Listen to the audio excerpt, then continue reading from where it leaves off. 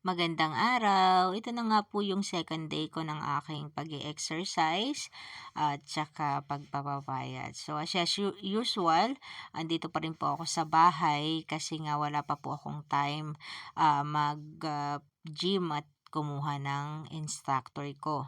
So dito pa rin, may machine naman po dun sa bahay, yun po muna yung ginamit ko. So ayan nga po, kung nakikita niyo yung mga fats ko dyan sa gilid-gilid, yan po yung kailangan kong i-burn.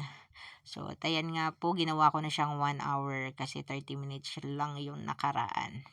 So, at nakakatulong, alam niyo po, nakakatulong talaga siya kasi nga kung kahapon hingal ng hingal ako nung nakarang araw, ngayon medyo nakaya ko na yung 1 hour na pag-exercise.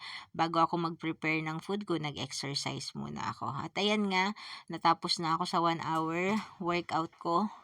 Ayan na po, at nag-prepare na ako ng aking kakainin. Pinili ko nga po ang mixed vegetables ngayon kasi wala po akong maisip na kakainin ngayon na gulay.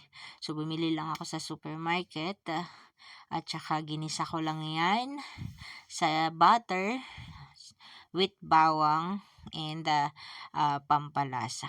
Ayan nga po, at ginigisa ko na siya kasi frozen po siya. So, kailangan mo talagang gisahin ng maayos or lutuin ng maayos para matanggal din yung um, ah, mga ice or yellow na na-froze sa kanya. So, ayan nga po, nagsaute lang po ako dyan. Kayo po, kung gusto nyo po din magpapaya, try nyo na po ngayon. Kasi hindi lang po naman yung goal natin ay maging sexy. Hindi naman po ang goal po natin dito maging healthy.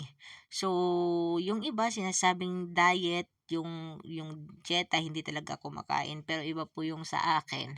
So, ang sa akin, kumakain pa rin ako, ganun pa rin yung pagkain ko, pero may tinanggal lang ako dun sa aking kinakain na usually yun po yung napakadami, yung kanin. Ngayon po, konting kanin na lang po ako. At ayan po yung partner ko dyan, chicken breast, buttered chicken breast. So yan, kapatid ko po ang nagluto niyan. So, ito na lang po yung niluto ko. So, ayan nga na nga po, at tapos na akong magluto. Prepare ko na sa baunan ko. Kasi para ma-prepare na lahat, kakainin ko po yan mamaya sa trabaho ko. So, ayan nga po, at naglagay din po ako ng madaming chicken breast. So, minake sure ko lang na natanggal na yung oil niya. Hindi ko po sinama yung oil kasi nag-oil po yan kasi nga yung sa butter nga po. So, ayan ko po yung preparation ko ng aking pagkain. So, madaming chicken breast para sa protein ko. So, yan. Yan po. Pwede nyo pong gawin to sa bahay, mga simpleng pagkain lang. Pero, mga healthy pagkain. Yung po ang kailangan natin. Ayan, kita nyo po. Ayan po yung food ko. Ayan na, at tapos na. Ayan ang preparation ko. Salamat sa panonood.